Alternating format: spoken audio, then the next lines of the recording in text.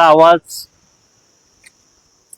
21 Marathi news channel Maharashtra राज्य या चॅनलचे मुख्य संपादक प्रकाशजी सुरडकर हे भोकरदन या ठिकाणी आमरण उपोषणाला बसलेले. खरं म्हणजे त्यांच्या ज्या मागण्या आहेत तर त्या वैयक्तिक कोणाच्याही नाही तर त्या शासनाच्या आहे. सर्व जागा शासनाची आहे. जे काम शासकीय अधिकाऱ्यानं पगार घेऊन केलं पाहिजे ते काम प्रकाशजी सुरडकर हा सामाजिक कार्यकर्ता स्वतःचा वेळ घालून सरकारी जागा सरकारनं ताब्यात घ्याव्या यासाठी आमरण उपोषणासाठी बसलेले. खऱ्या अर्थानं सरकारी अधिकाऱ्यांनी त्यांच्या ज्या मागण्या आहेत त्या मागण्यांची दखल घेऊन तात्काळ त्यांच्या मागणीनुसार कार्यवाही करणं गरजेचं आहे. परंतु आज जवळपास चौथा दिवस आहे. 4 दिवस झाल्यानंतर सुद्धा याच्यावर शासनाच्या वतीनं अद्यापपर्यंत कोणतीही कार्यवाही केलेली नाही. तालुकाभरामध्ये वेगवेगळ्या ठिकाणी शासनाच्या ज्या जमिनी आहेत महसूलच्या जमिनी त्या जमिनी शासनानं ताब्यात घ्यावा एवढीच मागणी आपली. भोकरदन शहरामध्ये गट नंबर 39 मध्ये काही जमिनी काही भूखंड काही लोकांनी त्याच्यावर ताबा केलेला आहे, काही ताबा करू पाहत आहे. तर त्या ठिकाणी त्याचा पंचनामा केला पाहिजे ही एक मागणी. गेल्या अनेक वर्षापासून म्हणजे 50-60 वर्षापासून सरकारी कार्यालय होते. ते सरकारी कार्यालय जमीनदोस्त करण्यात आले आणि ते ताब्यात घेण्याचं काम या ठिकाणी केलेलं आहे. आणि गेल्या वर्षभरापासून प्रकाश सुरडकर त्याचा पाठपुरावा करताय. माझी प्रशासनाला विनंती की आपण तात्काळ यांच्या आंदोलनाची दखल घ्यावी आणि गट नंबर 39 मध्ये शासनाची जी जमीन आहे ती शासनाची जमीन शासनानं ताब्यात घ्यावी. या ठिकाणी एक जिनिंग फेडरेशन होतं. त्या जिनिंग फेडरेशनची सुद्धा जमिनीची एक मागणी यांनी केलेली आहे जी की मला वाटतं 4 हेक्टर होती. 4 हेक्टर जमीन म्हणजे 10 एकर जी शहराच्या मुख्य ठिकाणी आणि शेतकऱ्यांसाठी जिनिंग फेडरेशनला ती जमीन दिलेली होती. जी शासनाची जमीन आहे शासनाची जमीन तारण म्हणून बँकेला देता येत नाही. परंतु बँकेनं ती जमीन परत घेतली आणि तिची विक्री लिलाव केला अशा स्वरूपाचा तो व्यवहार दाखवण्यात आला. खरं म्हणजे असा कोणत्याही सरकारी जमिनीचा लिलाव कोणालाही करता येत नाही. परंतु तो लिलाव दाखवून ग्रामीण भागात सुद्धा ज्या किमतीला जमीन मिळत नाही त्या किमतीला या ठिकाणी काही लोकांनी ती जमीन खरेदी केली आणि प्रशासनाच्या मतानुसार ती पोट खराब जमीन आहे. आणि आजच्या घडीला जर त्या ठिकाणी पंचनामा केला तर तिथं मिरचीची लागवड केलेली आहे. अशा स्वरूपाचा शासनासाठी भांडणारा हा व्यक्ती आज या ठिकाणी उपोषणाला बसलेला आहे. प्रशासनानं तात्काळ याची दखल घ्यावी आणि त्यांच्या मागणीनुसार जी काही शासनाची जमीन असेल तर ती शासनानं ताब्यात घ्यावी ही विनंती राष्ट्रवादी काँग्रेस शरदचंद्र पवार पक्षाच्या वतीनं माजी आमदार चंद्रकांत पुंडलिकराव दानवे साहेब यांच्या वतीनं आम्ही या उपोषणाला पाठिंबा देण्यासाठी माननीय युवा नेते सुधाकर अण्णा दानवे साहेब यांच्या नेतृत्वाखाली आज या ठिकाणी उपस्थित झालेलो आहोत. आमच्या पक्षाच्या वतीनं माजी आमदार चंद्रकांत अण्णा दानवे साहेबांच्या वतीनं या ठिकाणी आम्ही या उपोषणाला पाठिंबा देत आहोत. धन्यवाद. जनतेचा आवाज 21 मराठी न्यूज चॅनल महाराष्ट्र राज्य मुख्य संपादक प्रकाशजी सुरडकर वास्तविक पाहता गेल्या 4 दिवसापासून या तहसील कार्यालयाच्या समोर उपोषणाला बसले.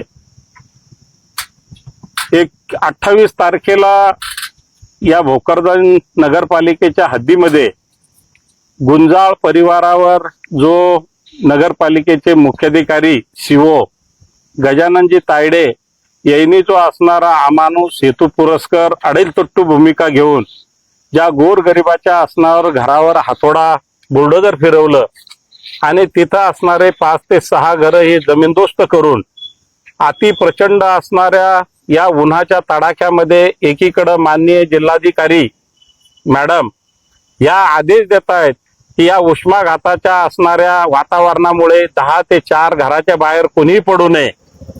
अशा असणाऱ्या परिस्थितीमध्ये त्यांच्याच असणारा ऑफिसचा एक असणारा मुख्याधिकारी सीओ हे जर असणारे या गरीब लोकांना बेघर करून त्यांना जर या उघड्यावर आणून या उष्माघाताच्या बळी पडण्यासाठी कारणीभूत ठरत असेल तर तिथेही सुद्धा असणारे अत्यंत कर्तव्यदक्ष, निर्भीड, सडेतोड असणारे, एक लोकशाहीचा असणारा चौथा स्तंभ मजबूत पद्धतीने गोरगरिबाचा बुलंद आवाज अन्याय अत्याचार विरुद्ध दादागिरी गुंड यांचं बसण्याचा असणारा मुख्य उद्देश तपासला असता, पाहिला असता नेमके कशासाठी बसले, काय कारणासाठी बसले, त्यांच्या प्रमुख मागण्या वाचल्याच्या नंतर कोणताही असणारा समाजातला जागृत माणूस विचार केल्याशिवाय राहणार नाही अशा असणाऱ्या मुद्द्याच्या संदर्भात ते उपोषणाला बसले. खरं म्हणजे गेल्या 28 तारखेला या भोकरदन नगरपालिकेच्या हद्दीमध्ये भोकरदनचे असणारे शिव मुख्याधिकारी यांनी एक आडेलतट्टू भूमिका घेऊन हेतुपुरस्सरपणे नगरपालिकेच्या असणाऱ्या सन्मान्य नगराध्यक्ष, सन्मान्य नगरसेवकाला विश्वासात न घेता त्या गुंजाळ परिवाराच्या असणाऱ्या वस्तीवर जाऊन तिथं गोरगरिबाचे असणारे घरं बेघर करण्याचं काम अत्यंत असणारं घातक पाप या असणाऱ्या व्यक्तींनी केलं. वास्तविक पाहता एकालाच असणारी नोटीस दिली, बांधकाम असणारं ते थांबावं असं म्हणून नोटीस दिली आणि बांधकाम थांबावं असं म्हणून नोटीस देताना 5 जणांचे असणारे घर बेघर करण्याचे प्रयत्न केले.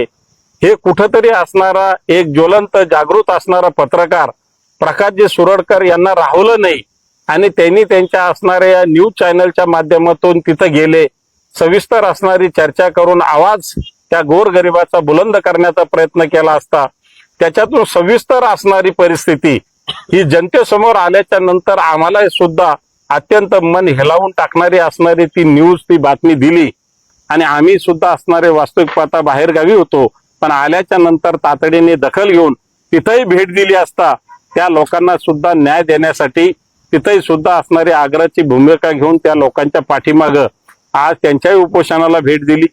एसडीएम साहेबाला सुद्धा भेटलो, माननीय कलेक्टर साहेबांना सुद्धा लिखित स्वरूपाच्या तक्रारी दिल्या. या नगरपालिकेच्या असणाऱ्या शिवोनी असा कोणता प्रोजेक्ट, असा कोणता आपत्कालीन परिस्थिती निर्माण झाली होती की देशाचा एखादा संरक्षणाचा असणारा एखादा तिथं प्रोजेक्ट होतोय आणि तिथं असणारी एक आजूबाजूची परिस्थिती निकामी करून कोणत्याही परिस्थितीत तिथं ती जागा उपलब्ध करून द्यावी अशी कोणती घटना, अशी कोणती परिस्थिती या शिवसाहेबाला असणारी निर्माण झाली आणि त्यांनी तिथं असणाऱ्या गोरगरिबावर हातोडा पाडून बेघर करण्याचा प्रयत्न केला. वास्तविक पाहता त्याची सखोल चौकशी केली असता ती नगरपालिकेच्या हद्दीत वास्तविक पाहता टेकओव्हर झालेली जागा नाहीये. तहसीलची असणारी महसूल खात्याची रेव्हेन्यूची ती जागा आहे, ती आता एसडीएम साहेबांनी सुद्धा सिद्ध केली.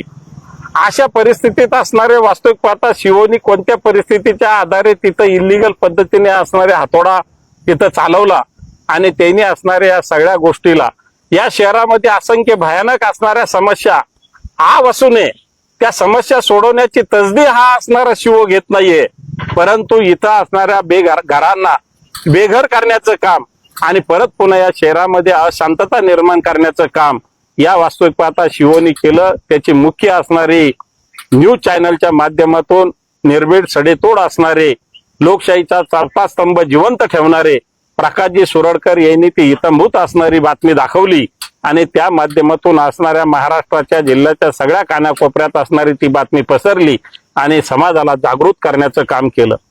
त्याच्यानंतर माहिती घेतल्याच्या नंतर स्वतः खुद असणारे एक निर्भीड सडेतोड लोकशाहीचा चौथा स्तंभ, गोरगरिबाचा बुलंद आवाज वास्तविक पाहता जनतेपर्यंत पसरवण्याचं काम जी व्यक्त करते आणि तीच व्यक्ती असणारी उपोषणाला बसली, हे जेव्हा ऐकलं समजलं त्यावेळेस आम्ही सुद्धा असणारा हादरून गेलो आणि आम्ही विचार केला की नेमकी असणारी प्रकाशजी सुरडकर यांची मागण्या काय आहे, कशासाठी असणारे ते उपोषणाला बसले हे पाहिले असता गेल्या 1 वर्षापासून या असणाऱ्या तहसीलला, या असणाऱ्या एसडीएम साहेबाला त्यांनी असणारे बार निवेदन दिले. बार निवेदन दिल्याच्या नंतर इथं असणारी महसूल मंडळाच्या असणाऱ्या किती जागा आहे, त्या जागेवर असणाऱ्या कोणकोणाचे अतिक्रमण झाले, कोणी असणाऱ्या गब्बार लोकांनी अतिक्रमण केले आणि ते अतिक्रमण वाचणं पाहता हे शासनाचं मुख्य असणारं तहसीलदार एसडीएम यांचं मुख्यत्व हे काम आहे, परंतु ते काम त्यांना कदाचित दिसत नसावे, आंधळे झालेले असावे, बहिरे झालेले असावे, गुंगे झालेले असावे, त्यांना सुद्धा ते दिसण्यासाठी त्यांना सुद्धा गुंगेपणा बहिरेपणाच्या पलीकडे जाऊन कानात मशीद देऊन त्यांना सुद्धा तो आवाज ऐकायला यावा ही वाचा फोडण्यासाठी प्रकाशजी सुरडकर या असणाऱ्या उपोषणाला बसले आणि या उपोषणाच्या माध्यमातून मग तो जिनिंगचा प्रश्न असेल, इथं असणारे गेल्या 70 वर्षापासून असणारे तहसीलदाराचं क्वार्टर आहे, डीएसपीचं क्वार्टर आहे, अजून असणारं बीएनसीचं क्वार्टर आहे, अख्खा असणारा भोकरदन तालुका, भोकरदन शहर, जेतचं सुद्धा मान्य असणारे तिथं क्वार्टर होतं असंही सुद्धा कल्पना होती.